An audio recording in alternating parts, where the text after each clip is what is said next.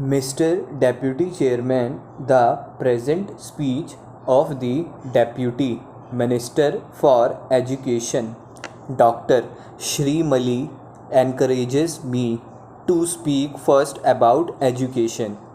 I think, sir, this is the most important subject that we can be called upon to consider at the present time. We have had the 10th 5-year plan and we shall soon have the 11th 5-year plan. But I think that it is an efficient system of education alone that can form the foundation of our national greatness. If our educational system weakens and our schools and colleges become inefficient, even 105-year plans will never be able to provide the country with that human material that it needs for carrying out its schemes and for taking the country to the stage of development, which the more advanced countries expect to reach in a few years. This being the importance of education, I make no apology for dwelling on it for a few minutes. Sir, I should first like to say that it is a matter of concern to us that although the University Grants Commission Act was passed about 2 months ago, it has not yet been brought into force. This is due, I suppose, to the fact that the Education Ministry has not yet been able either to appoint anybody as the chairman of the commission or to select its members.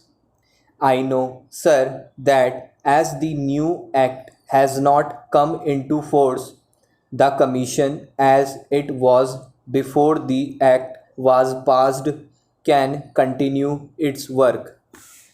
But the Education Ministry ought to realize and understand the psychological effect of the passing of the new act.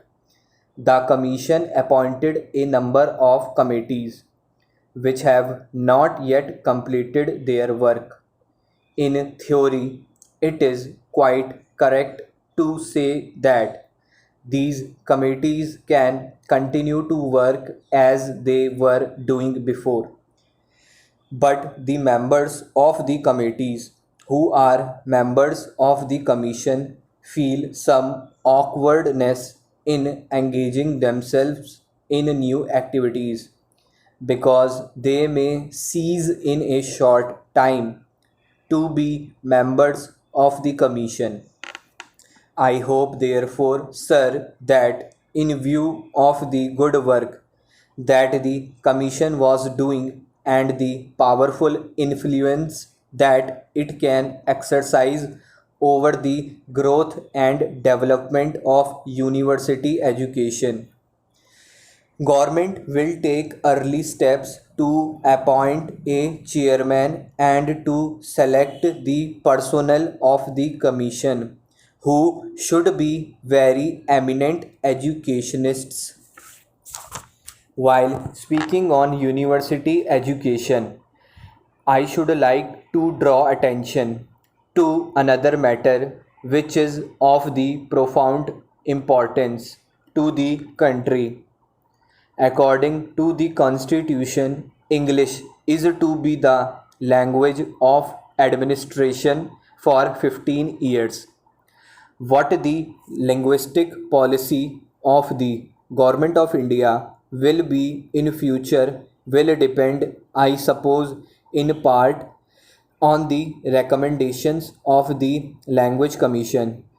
But whatever the recommendations of this commission may be, it is clear that at the present time it is necessary in the interest of advanced education and in the interest of the scientific and technical development of the country, that those young persons who go to our colleges and universities should have a good knowledge of one of the most important foreign languages, so that they may be in touch with the latest research and the latest developments of thought.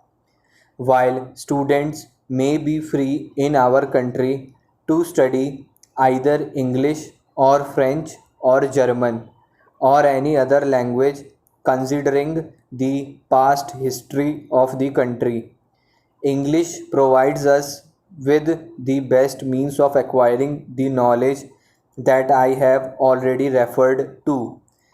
Now, many universities with a very laudable aim have made the mother tongue of the students the medium of education.